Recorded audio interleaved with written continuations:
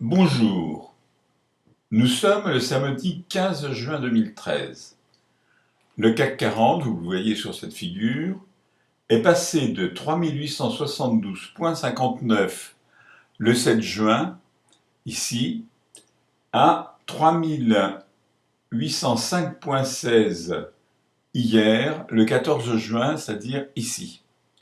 Alors, la différence entre les deux implique qu'il ait perdu 1,74% au cours de la semaine. Alors, regardez bien dans le détail maintenant, vous apercevez que les cours ont commencé d'abord par baisser, depuis le début de la semaine, jusqu'à jeudi, puisque jeudi c'est ici, et ils ont un petit peu remonté légèrement, parce que si vous regardez la différence qu'il y a entre les deux, c'est pas grand-chose. Mais ce redressement indique clairement tout de même un rebond sur la borne inférieure de la bande de Bollinger, ici, et ce rebond a de fortes chances de se poursuivre, même si la moyenne mobile à 20 jours n'indique pas du tout que le CAC va se reprendre. En revanche, techniquement, si vous voulez, si on regarde les cours, on s'aperçoit qu'il devrait revenir à l'intérieur de la bande de Bollinger et aller en direction surtout de la moyenne mobile à 20 jours. Alors, l'évolution probable du CAC 40, c'est donc ceci, vraisemblablement un redressement de la situation, c'est-à-dire une nouvelle hausse, entre guillemets, du CAC, parce que c'est quand même pas une hausse phénoménale qui risque de se produire, je pense. Deuxième point maintenant que nous allons regarder, c'est la parité euro-dollar. Alors cette parité euro-dollar, bon, vous voyez, quand même, là, depuis un certain temps, elle grimpe. Ça risque de pas durer une éternité, hein, c'est jamais le cas à la bourse, vous le savez. Et la parité euro-dollar est passée de 1,3216 $ pour 1 euro le 7 juin, c'est-à-dire ici, à 1,3345 $ pour 1 euro hier, le 14 juin, c'est-à-dire ici. Alors, la différence entre les deux montre une progression de 0,97% pour la semaine. Cette progression s'étant arrêtée vendredi, c'est-à-dire hier, le 14 juin. Les cours à partir de cette date, en fait, à partir de mercredi, on va dire, sont revenus à l'intérieur de la bande de Bollinger et on a des chances d'assister à un début de semaine, disons, relativement à la baisse, même si, dans l'ensemble, la progression continue. Regardez la moyenne mobile à 20 jours, regardez l'allure de la moyenne mobile à 150 jours qui se redresse, regardez l'allure des stochastiques. Donc il y a de fortes chances pour que la situation ne soit pas désespérée, c'est-à-dire pour que le dollar, en fait, perde encore de la valeur par rapport à l'euro. Ce qui n'arrange pas les affaires de tout le monde d'ailleurs, enfin ça c'est autre chose. Qu'est-ce qu'il en est maintenant de l'or?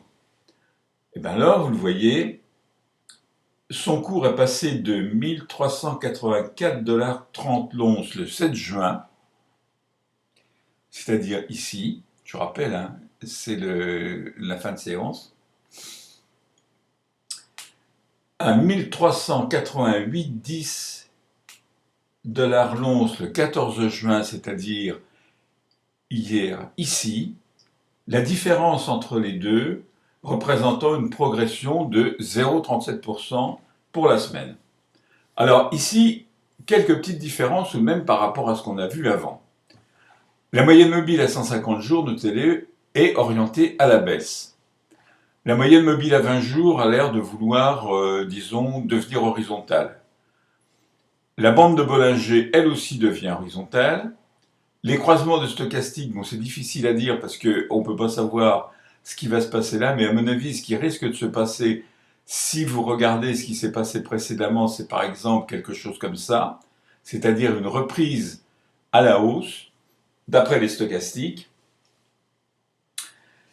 Et si on peut avoir des incertitudes, puisque beaucoup d'indicateurs, excusez-moi, ont orienté à la baisse, personnellement, je penche plutôt pour une reprise légère de la hausse, on va dire. Quoi qu'il en soit, je vous conseille de continuer à acheter de l'or physique, comme je vous l'ai toujours dit, depuis maintenant un bon moment. Dernière chose, enfin, l'argent. L'argent, vous le voyez, c'est pratiquement, je dis bien pratiquement, la même chose que l'or.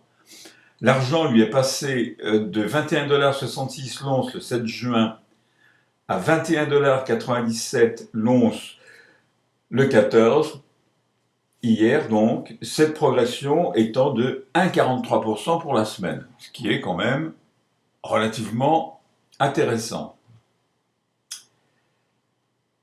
Que risque-t-il de se passer? La même chose certainement que pour l'or, c'est-à-dire vraisemblablement une reprise de la hausse. Cette reprise de la hausse étant probablement plus vigoureuse que celle de l'or, toute chose, disons, relative, parce que on ne sait jamais. Je vous rappelle qu'il y a beaucoup plus de travail des grandes sociétés sur l'argent que sur l'or, des grandes sociétés d'investissement, j'entends, sur l'argent que sur l'or, parce que justement l'argent est très sensible, à cause de ça, à des fluctuations possibles. Disons qu'apparemment, et si les choses restent comme elles sont, c'est-à-dire toutes choses égales, il me semble que la reprise de l'argent va continuer. L'une des meilleures preuves d'ailleurs, c'est que le ratio or-argent est passé de 1 sur 63,91 le 7 juin à 1 sur 63,18 le 14, je vous rappelle. 1 sur 63,18, ça veut dire qu'il faut fournir 63 onces 18 d'argent pour avoir l'équivalent d'une once d'or. Et ce chiffre, enfin cette fraction, disons, représente bien une reprise de l'argent par rapport à l'or. Là aussi, je ne peux que vous donner un conseil, c'est d'acheter ou de continuer à acheter et à accumuler de l'argent métal. Cela dit, je vous souhaite de passer une excellente semaine, une bonne semaine boursière de toute façon, et je vous dis à samedi prochain.